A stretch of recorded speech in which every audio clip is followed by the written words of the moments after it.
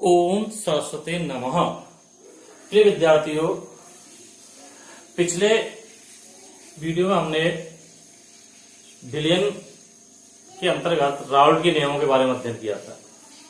Raoult के अनुसार किसी विलियन का कुल दाब उसमें उपस्थित समस्त बाष्पशील अवयवों के आंशिक दाबों के योग के बराबर होता है और प्रत्येक बाष्पशील अवयव का आंशिक दाब विलियन में स्वयं की यानी उस अवयव की स्वयं की मोल भिन्न के समानुपाती होता है। ये निष्कर्ष निकल के आया था। और राउल्ट के नियम की अनुपालना करने और न करने के आधार पर विलियनों को दो भागों में बांटते हैं। यानी राउल्ट नियम के अनुसार राउल्ट नियम के आधार पर विलियन को दो भागों में बांटा गया है, एक तो आदर्श विलियन और एक अनादर्श विलियन। तो आज इस वीडियो में हम आदर्श और अनादर्श विलियनों के बारे में बात करेंगे। तो सबसे पहले हम बात कर रहे हैं आदर्श विलियन। ऐसे विलियन जो समस्त ताप एवं दाब सांद्रता परासों पर राउल्ट नियम की पालना करते हैं, राउल्ट नियम के अनुसार बाष्प दाब आदि रखते हैं, आदर्श विलियन कहलाते हैं। एक बार फिर सुनाएंगे कि वह विलियन जो समस्त ताप एवं सांद्रता परासों पर राउले नियम की पालना करते हैं, आदर्श विलियन कहलाते हैं। जैसे इसके उदाहरण हम बात करें, n hexane plus n heptane, ठीक है, कोमा जल प्लस एथेनॉल, मेथनॉल भी लिख सकते हो आप, जल प्लस एथेनॉल आदि। ये सब किसमें आते हैं? राउल्ट नियम के अनुसार राउल्ट नियम की पालना करने वाले विलियनों की श्रेणी में आते हैं। देखो बेटा, इसमें जो हम बात कर रहे हैं जो आदर्श विलियनों के अंदर, देखो एक तो n hexane plus n heptane, दूसरे से मैंने लिख दिया है CCl4 प्लस SiCl4। तो ये सब आदि जो आदर्श विलियनों की श्रेणी में आते हैं। आदर्श विलियन बनाने के लिए समान भौतिक व रासायनिक गुणधर्म वाले विलेय एवं विलायक आपस में मिलाए जाते हैं। यानी आदर्श विलियन बनाने के लिए क्या करते हैं? समान गुणधर्म वाले विलेय एवं विलायक को आपस में मिलाया जाता है। जैसे दो उदाहरण तो मैंने आपके सामने यहां लिख रखे हैं। जैसे हमने लिया ब्रोमोबेंजीन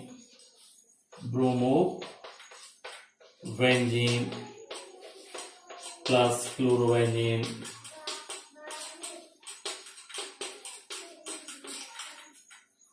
अगली बात जैसे हम बात कर रहे हैं, जैसे अगर हमारे बेंजीन प्लस टॉलुइन आदि आदर्श विलयन के उदाहरण है। किसके उदाहरण बेटा? आदर्श विलयन के उदाहरण। अब इन विलयनों की विशेषता क्या है कि इन विलयनों के लिए सबसे बड़ी बात यह है कि ये विलयन राउल्ट नियम की पूर्णतः पालना करते हैं। दूसरी बात, विलेय व विलायक को मिश्रित करने पर ये ऊष्मा परिवर्तन नहीं दर्शाते। क्या नहीं दर्शाते हैं? ऊष्मा परिवर्तन नहीं दर्शाते। तो पहली बात में राउल्ट नियम की पालना करते हैं। क्या करते हैं बेटा? राउल्ट नियम की पालना। दूसरी बात, विलेय विलायक मिलाने पर जो एंथैल्पी परिवर्तन है यानी ऊष्मा परिवर्तन है उसको दर्शाते नहीं है। यानी डेल्टा एच मिश्रण बराबर क्या होता है? 0। इस तरह देखो, इनको जब विलेय और विलायक मिलाया जाता है तो ये आयतन परिवर्तन नहीं दर्शाते, अर्थात इनका जो आयतन है विलेय विलायक के कुल आयतन के बराबर ही होता है, न उससे कम होता है न ज्यादा होता है। अर्थात ये विलेय और विलायक मिलाने पर आयतन परिवर्तन नहीं दर्शाते हैं। डेल्टा V मिश्रण बराबर क्या होता है? 0 होता है। चौथी बात क्या है कि इन विलयनों में में विलायक, जिसे मैंने मान लिया ए, विलायक ए के कणों के मध्य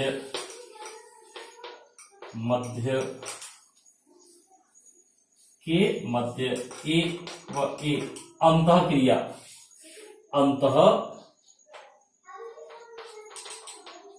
या आप कह सकते हो ससंजक बल एवं विलेय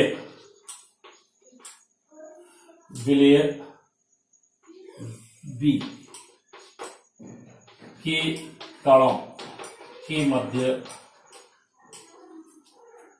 अंतःक्रिया बी अंतःक्रिया अर्थात आकर्षण बल विलेय विलायक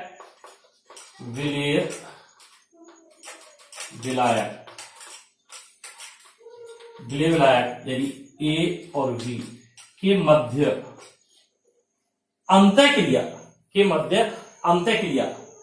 समान होती है, अर्थात विलेय विलायक के कणों के बीच में लगने वाला अंतराणु का आकर्षण बल, जिसको हम असंजक बल भी कहते हैं, वो विलेय एवं विलायक कणों के मध्य लगने वाले अंतराणु का आकर्षण बल अर्थात ससंजक बल के समान ही होता है, जिसके कारण इनके बाष्प दाब में कोई भी परिवर्तन नहीं हो पाता है और यह हर सांद्रता एवं ताप पर रावले नियम की पालना करते हैं और इन विलयनों के लिए जो ग्राफ आता है वो रावले नियम के अनुरूप ही आता है। तो देखो जैसे हमने रावले नियम के अनुसार जो ग्राफ बनाया था, आपको ध्यान हो तो हमने क्या किया, देखो दोनों जब बाष्पशील अवयव है तो इसके लिए हमने ग्राफ जो इस तरह से आया था हमारे पास। जैसे देखो ये यहां पर तो हमने लिया था मोल भिन्न मोल फ्रैक्शन एक्स, ठीक है, इधर तो लिया था हमने एक्स और यहां क्या लिया थे बाष्प दाब। तो इन विलयनों के लिए जो ग्राफ आता है वो रावले नियम के अनुसार ही आता है। जैसे आपको ध्यान हो यहां पर लिया था एक्स ए बराबर 1, एक्स बी बराबर 0, यहां पर लिया था एक्स ए बराबर 0, एक्स बी बराबर 1। तो देखो यहां पर जब एक्स ए यानी केवल विलयन के अंदर अवयव बाष्पील अवयव ए है, विलायक की मौजूद है, तो उस समय इसका बाष्प दाब क्या था P0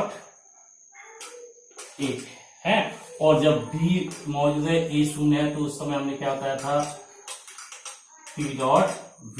और देखो जैसे जैसे हम आगे बढ़ रहे थे तो बाष्प दाब में क्या आ रही थी कमी, क्यों, क्योंकि ए की मोल भिन्न घट रही थी और इधर से जब हम बाईं तरफ आ रहे थे तो बाष्प दाब में क्या आ रही थी वृद्धि। देखो दाएं से कहा रहे वाई, तो बी की मोल भिन्न धीरे धीरे बढ़ रही है, ए की मोल भिन्न क्या हो रही है, देखो बी की तो क्या हो रही है धीरे धीरे घट रही है और ए की मोल भिन्न क्या हो रही है बढ़ रही है। तो इस समय बाष्प दाब के मान में कमी आ रही है और ग्राफ कैसे आ रहा था हमारा इस तरह से, अब जैसे भी है देखो बेटा इस तरह से है ना। तो ये देखो बाष्प दाब जो हमने लिए थे तो यहां पर तो लिखा था हमने टी वी बराबर P0 V एक्स वी है, और यहां लिखा था PA बराबर P0 A एक्स ए, ठीक है भाई। और तो इन दोनों को मिलाने पर विलयन का कुल दाब है, क्या था विलयन का कुल दाब, तो लिखा था P बराबर P A प्लस PV, या बराबर हमने वो लिख सकते थे P0 A x A plus P0 B x. तो देखो ये विलयन जो ग्राफ है आदर्श विलयन के लिए आता है ना। तो ये तो बात थी आदर्श विलयनों की। अब दूसरे नंबर पे आता है अनादर्श विलयन। कौन सा आता है बेटा अनादर्श विलयन। तो अब हम बात करेंगे अनादर्श विलयन।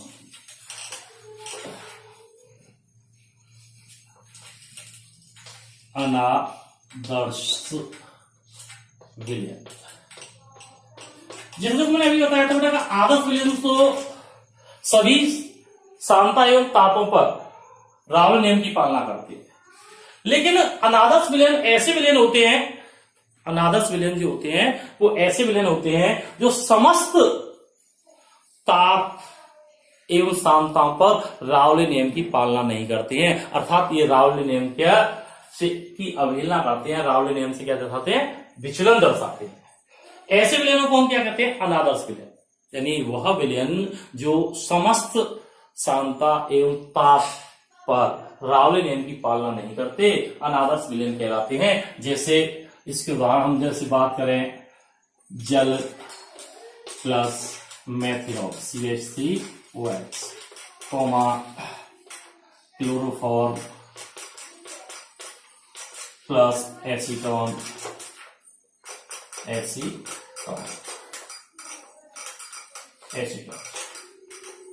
तो ये क्या है आपके अनादर्श विलयन। कैसे, अनादर्श विलयन। तो इन विलयनों को बनाने के लिए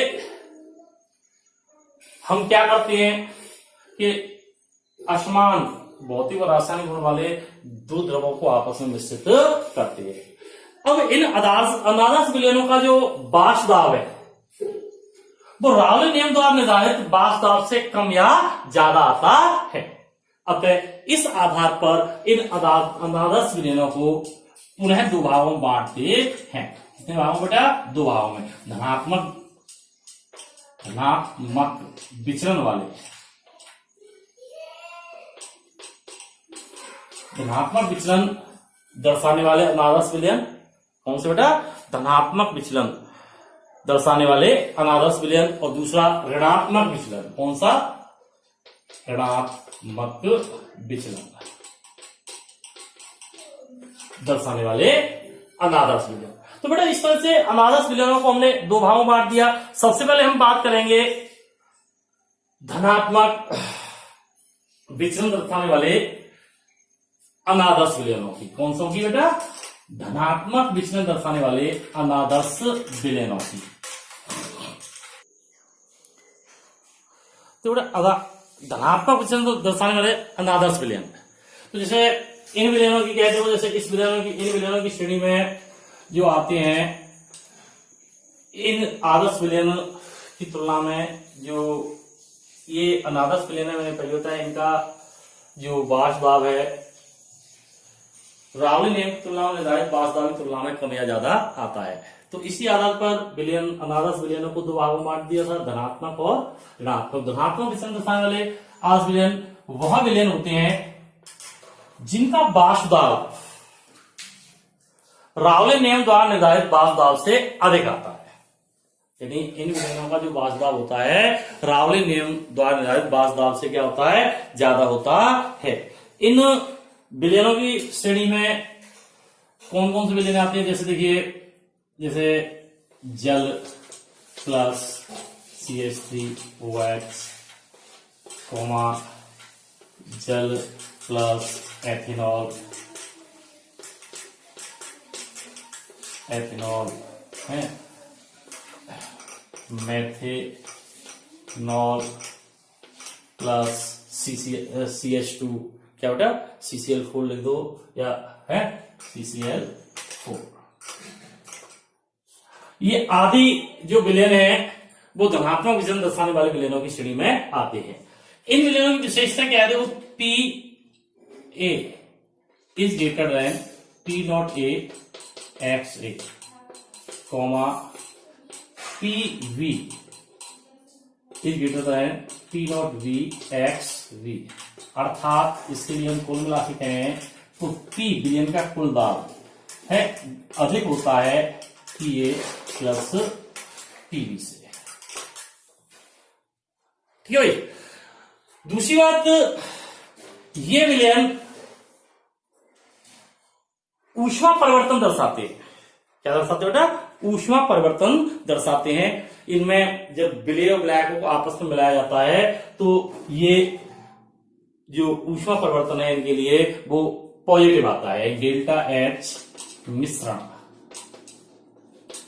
बराबर कैसा आता है, पॉजिटिव। कैसा आता है, पॉजिटिव आता है। अतः ये ऊष्मा शोषी प्रक्रम है, ऊष्मा शोषी प्रक्रम। ठीक है भाई। तो इनके लिए इस तरह तो डेल्टा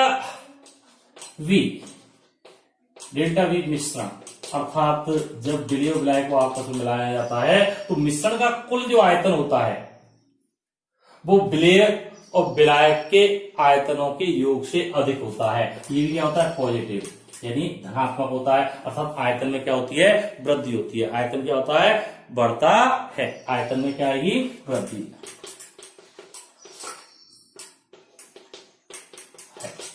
ठीक है।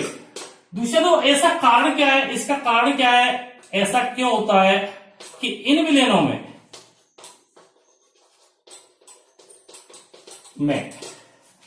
विलायक ए व विलेय बी के मध्य अन्योन्य क्रियाएं, अर्थात अंतराणुक आकर्षण, विलेय और विलायक के कणों के बीच में लगने वाला अंतराणुक आकर्षण बल, अन्योन्य क्रिया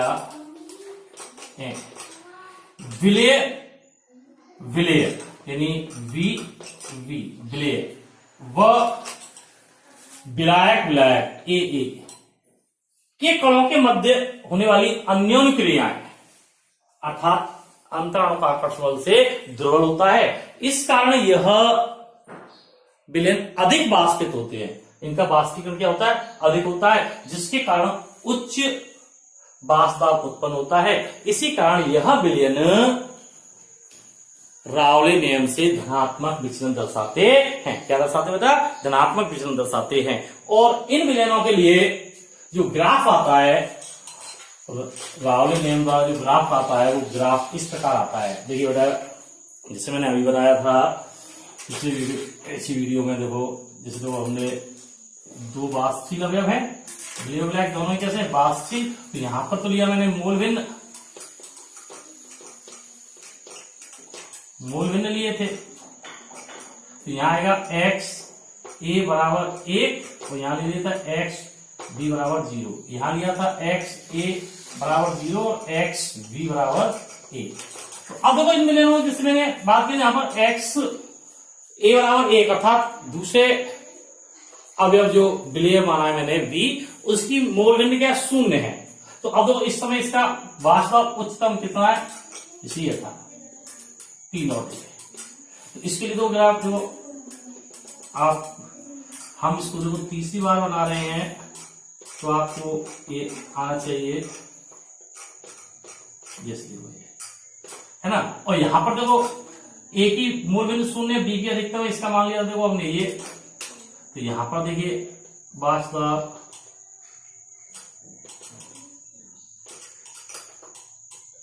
ये है v और P0 भी हो गया। तो अब देखो इनको जैसे हमने मिलाया था यहां पर, तो विलयन का कुल वास्तव देखो ये था हमारे पास, विलयन का कुल वास्तव देखो ये निकाला था हमने। और जैसी लाइन खींच रही है वो ठीक है, P बराबर P a प्लस P। तो अब देखो इसका धनात्मक विचलन के लिए क्या इनका वास्तव, तो ये तो आदर्श विलयन के लिए, अनादर्श विलयन के लिए क्या होता है मैंने बताया था, कम या ज्यादा। और धनात्मक विचलन में क्या होता है, ज्यादा। तो इनके लिए तो ग्राफ कैसे आता है, ये तो आदर्श की तो इससे अधिक आएगा। इसके लिए वास्तव इस तरह से आएगा, इस तरह। अब देखो यहां पर जो ग्राफ करें देखो ये आएगा, ये आएगा, ठीक है ना। और इसके लिए ग्राफ कैसे आएगा, वही आएगा, ठीक है। अब देखो यहां पर हमारे पास वो रह गए लिखने, जैसे यहाँ P V बराबर P0 V x V, और यहां पर जो P A बराबर P0 A x A, इस तरह से। तो ये धनात्मक विचलन दर्शाने वाले विलयनों के लिए ग्राफ है।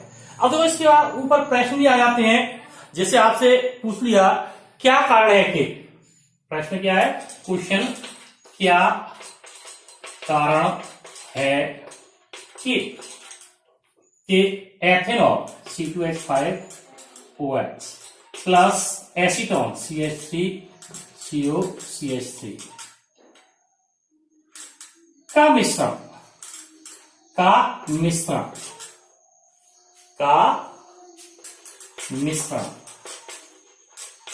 रावल्टी नियम से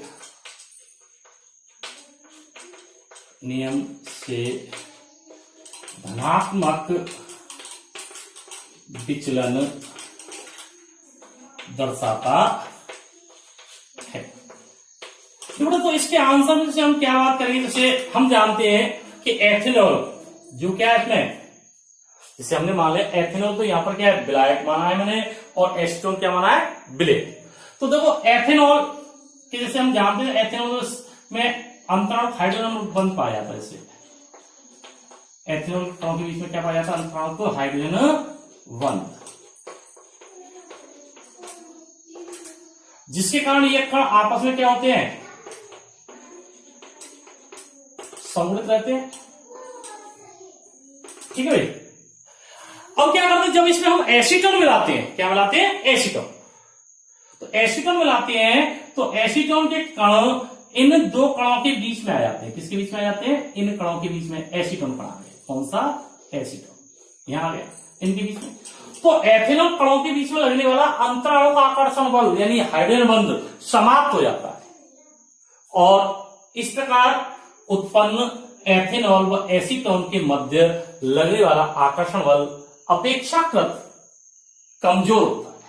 क्या होता है, कमजोर होता है, और इस कारण दोनों का बाष्पीकरण, दोनों कौन से दोनों बेटा, एथेनॉल और एसीटोन का बाष्पीकरण अधिक होता है, अर्थात विलयन का बाष्पन अधिक होने के कारण वाष्प उत्पन्न होता है, अधिक उत्पन्न होता है, और यह राउल्टे नियम की तुलना में धनात्मक विचलन दर्शाते हैं। तो इसको देखो हम इस प्रकार कह सकते हैं कि एथेनॉल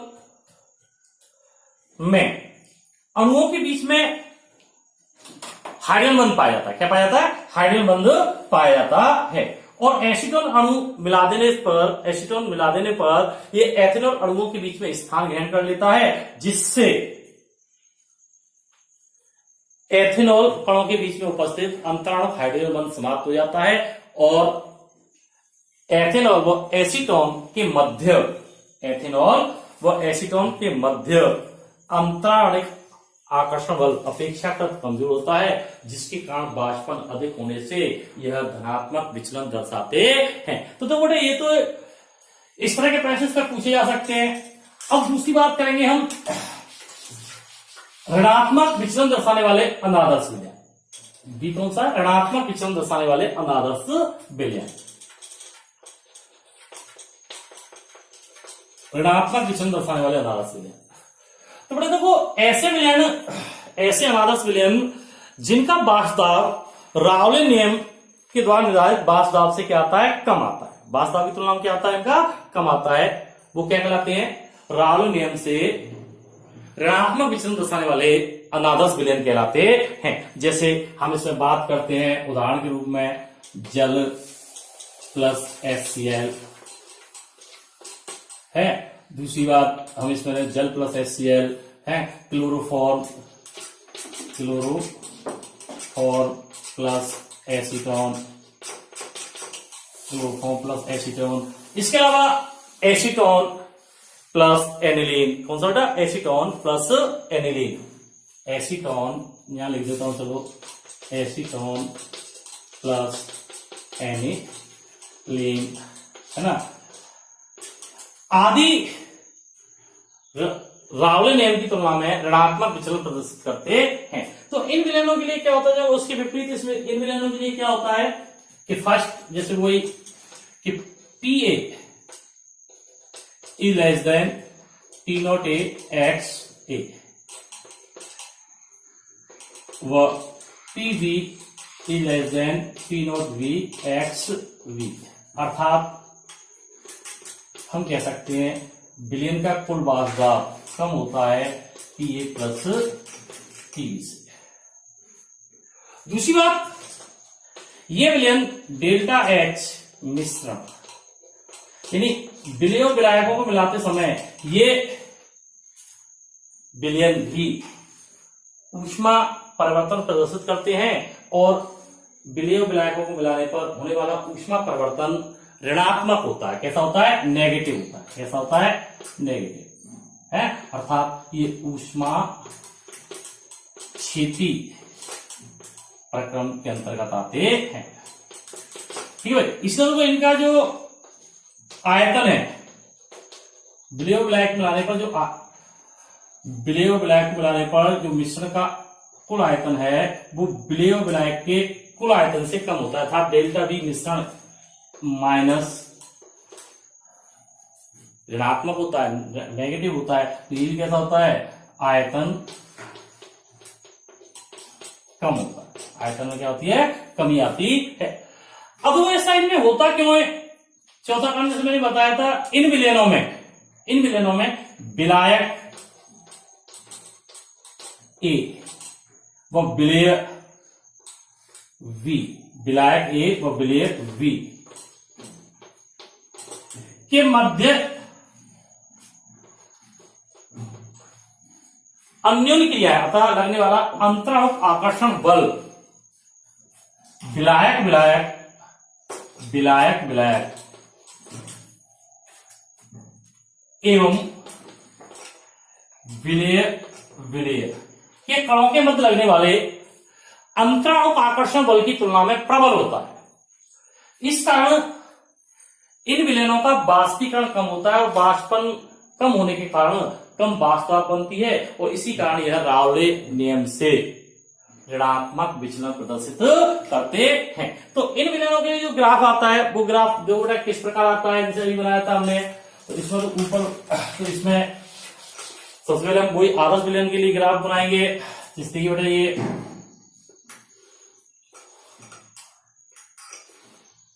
जो यहां पर हमने वही मूल भिन्न एक्स ए बराबर 0, एक्स बी बराबर 1 या एक्स ए बराबर 1 और एक्स बी बराबर 0। यहां पर वही देखो वाष्प दाब है ना। तो यहां पर देखो, जैसे मैंने यहां पर तो ले लिया विलायक का वाष्प दाब P और यहां पर ले लिया था विलेय का वाष्प दाब शुद्ध अवस्था V0 A, यहाँ पर P0 A। तो यहाँ पर ग्राफ खींचा था आदर्श विलयन के लिए, इस तरह से आ रहे थे, इस तरह से आ रहे हैं, ये P बराबर PA प्लस PB है ना। अब देखिए बेटा इसके लिए क्या है, ये स्थिति है। अब इन विलयनों में क्या होता है, वाष्प जो होता है रावले नियम की तुलना में कम होता है, कम है, तो इससे कम होगा तो ये ग्राफ देखो किस तरह से आएगा, इस तरह, इसके लिए ग्राफ इस तरह से। अब देखो ये थोड़ा इससे मिल गया है, इसके लिए देखो ये इस तरह से आएगा और इसके लिए देखो बेटा ये इस तरह से आएगा, है ना। तो ये तो हो गया देखो हमारे पास पी वी बराबर P0V एक्स वी, ठीक है ना। और ये हो गया हमारे पास PA बराबर P0A एक्स वी। तो इस तरह से वो विलयनों के लिए, अब वो जैसे मैंने अभी बताया था धनात्मक विचलन वाले आदर्श विलयनों में, इसी तरह इसमें भी पूछा जा सकता है। तो प्रश्न के जैसे मान लो मैं प्रश्न ले रहा हूं क्लोरोफॉर्म व एसीटोन, क्लोरोफॉर्म क्वेश्चन है देखो बेटे मेरे पास, chloroform CH3 plus acetone CH3COCH3 का मिश्रण रावले नियम से ऋणात्मक विचलन दर्शाता है। क्या दर्शाता है बेटा, ऋणात्मक विचलन दर्शाता है। तो दोनों इसमें क्या है कि क्लोरोफॉर्म और एसीटोन दोनों की ध्रुवीय प्रकृति मानी गई है, तो इनके कणों के बीच में द्विध्रुव अंतराणों का आकर्षण बल कार्यरत होता है, ठीक है ना। क्या होता है, द्विध्रुव आकर्षण बल कार्यरत होता है। जब इन दोनों विलयनों को हम मिला देते हैं, आप कहिए कि एसीटोन के अंदर हमने क्लोरोफॉर्म मिला दिया, तो एसीटोन के कणों के बीच में क्या कार्यरत था, द्विध्रुव आकर्षण बल, जिसको हम इस तरह से लिखा देते हैं CH3 C double bond O dot dot dot, है ना। तो इस पर अब यहां पर CH3 है ना, और देखो डबल बॉन्ड O, तो यहां पर पॉजिटिव, यहां पर नेगेटिव, ये आप खूब जानते हैं, यहां पर पॉजिटिव, यहां पर नेगेटिव। तो इनके बीच में देखो द्विध्रुव अंतःक्रिया होती है, अर्थात एसीटोन के कणों के बीच में द्विध्रुव आकर्षण बल मौजूद होता है। लेकिन जैसे ही इसमें हम क्लोरोफॉर्म डालते हैं तो इन विलायक कणों के बीच में क्लोरोफॉर्म के कण स्थान ग्रहण कर लेते हैं। क्या कर लेते हैं बेटा? क्लोरोफॉर्म के कण स्थान ग्रहण कर लेते हैं। तो वो इसके बीच में जैसे क्या बन जाएगा, तो क्लोरोफॉर्म आ जाएगा यहां पर इन दोनों के बीच में, तो CH3 C double bond O dot dot H C है ना, C है। अच्छा वैसे लिख देता हूं, चलो Cl3। तो इस स्थिति में देखो यहां पर इनके बीच में ये तो एस्टर अणु है, ये क्या क्लोरोफॉर्म अणु है, तो इनके बीच में क्या हो गया? हाइड्रोजन बंध। और ये हाइड्रोजन बंध जो होता है वो द्विध्रुव अंतर अणु आकर्षण बल की तुलना में प्रबल होता है। अतः विलेय और विलायक के कणों के बीच में प्रबल अंतरण आकर्षण बल उत्पन्न हो जाने के कारण विलयन का बाष्पन कम होता है। क्या होता है? विलयन का बाष्पन कम होता है, और बाष्पन कम होने के कारण बाष्प दाब कम उत्पन्न होता है, और इसी कारण ये राउले नियम से क्या दर्शाते हैं? ऋणात्मक विचलन दर्शाते हैं। तो देखो एक बार फिर सुन लेंगे इस प्रश्न का। मेरा प्रश्न था कि क्लोरोफॉर्म व एसीटोन का मिश्रण राउले नियम से, कौन से नियम से? राउले नियम से ऋणात्मक विचलन क्यों दर्शाता है? तो इसका हम सीधा उत्तर क्या देंगे, क्योंकि कि जब हम एसीटोन में क्लोरोफॉर्म को मिलाते हैं तो क्लोरोफॉर्म के अणु एसीटोन कणों के साथ हाइड्रोजन बंध का निर्माण कर लेते हैं, जो कि एसीटोन कणों के बीच में कार्यरत द्विध्रुव आकर्षण बल की तुलना में प्रबल होता है। अतः विलयन का बाष्पन कम होने के कारण बाष्प दाब कम उत्पन्न होता है। इसी कारण यह राउले नियम से ऋणात्मक विचलन दर्शाते हैं। तो ये तो बात हुई इसकी कि राउले नियम के आधार पर विलयनों को कितने भागों में बांटा गया है? 2 भागों में, आदर्श विलयन और अनादर्श विलयन। दूसरी बात यह आई कि आदर्श विलयन और अनादर्श विलयन में देखो अंतर क्या होता है। तो जैसे मैंने अभी बताया, आदर्श विलयन और अनादर्श विलयन में अंतर की बात करें कि आदर्श विलयन समस्त सांद्रता एवं ताप परासों पर राउले नियम की पालना करते हैं, जबकि अनादर्श विलयन ऐसा नहीं करते, अर्थात समस्त सांद्रता एवं ताप परासों पर राउले नियम की पालना नहीं करते। दूसरी बात कि आदर्श विलयन के लिए विलयन का जो कुल बाष्प दाब होता है विलेय और विलायक के बाष्प दाबों के योग के बराबर होता है, ठीक है ना, जबकि अनादर्श विलयनों के लिए विलयन का कुल बाष्प दाब राउले नियम द्वारा निर्धारित विलेय और विलायक के बाष्प दाबों से कम या ज्यादा हो सकता है। अर्थात सीधी बात ये कह सकते हैं कि राउले नियम द्वारा निर्धारित बाष्प दाब की तुलना में अधिक या कम होता है। दूसरी बात, आदर्श विलयन ऊष्मा परिवर्तन नहीं दर्शाते हैं, जबकि अनादर्श विलयन ऊष्मा परिवर्तन दर्शाते हैं। तीसरी बात, आदर्श विलयन में आयतन परिवर्तन नहीं देखा जा सकता, यानी आयतन परिवर्तन नहीं दर्शाते, जबकि अनादर्श विलयन आयतन परिवर्तन दर्शाते हैं।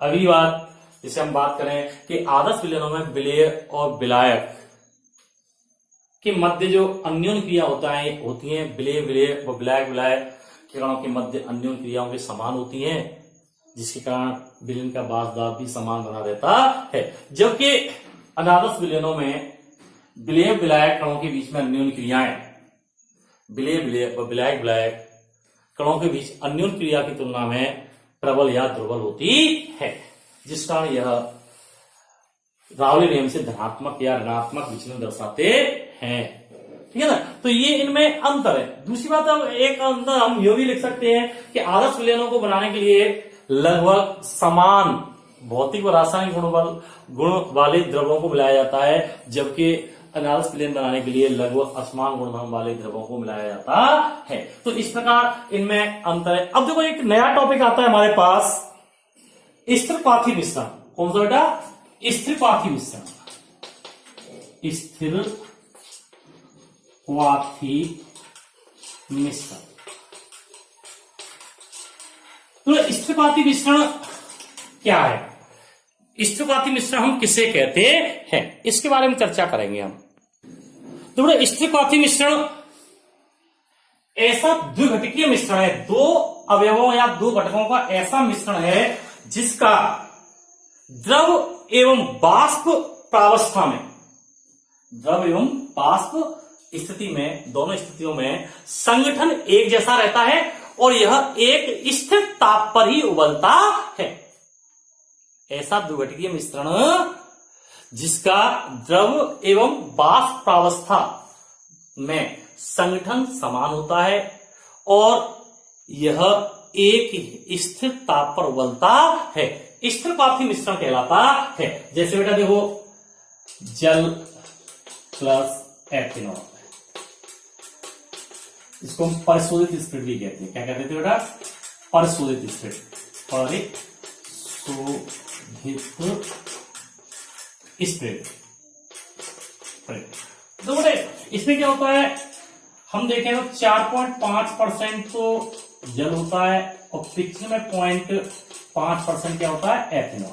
तो ये एक स्थिर तापीय मिश्रण है, इसमें दोनों घटक है और द्रवावस्था प्रावस्था दोनों में संगठन एक जैसा रहता है। लेकिन जब इसको हम गर्म करते हैं तो ये निश्चित ताप पर, एक स्थिर ताप पर ही लगभग 77 डिग्री सेंटीग्रेड ताप पर क्या हो जाता है? उबल जाता है। तो ये एक स्थिर तापीय मिश्रण है। दूसरी बात, इस मिश्रण के अवयवों को हम प्रभावी आचरण द्वारा अलग अलग नहीं कर सकते हैं, क्योंकि दोनों अवयव एक ही ताप पर वाष्पित होते हैं, दोनों अवयव एक ही ताप पर क्या होते हैं? क्वथित होते हैं। अतः इसे हम प्रभावी आचरण द्वारा अलग अलग नहीं कर सकते हैं। इस मिश्रण को पुनः दो भागों में बांटा जाता है। कौन कौन से दो भाग हैं बेटा? देखो, इन मिश्रण को, स्थिर तापीय मिश्रण को पुनः हम दो भागों में बांटते हैं। नंबर 1, सबसे पहला होता है अधिकतम बाष्प दाबी एवं निम्नतम क्वथनांकी। अधिकतम बाष्प दाबी एवं निम्न क्वथनांकी विलयन या मिश्रण लिखते हैं। दूसरा होता है बेटा निम्नतम बाष्प दाबी एवं उच्च क्वथनांकी मिश्रण। सबसे पहले हम बात करें अधिकतम बाष्प दाबी एवं निम्न क्वथनांकी मिश्रण। इन मिश्रणों के अंदर, इन यानी अधिकतम बाष्प दाबी और निम्न क्वथनांकी स्थिर तापीय मिश्रणों के अंतर्गत धनात्मक विचलन दर्शाने वाले अनादर्श विलयन आते हैं।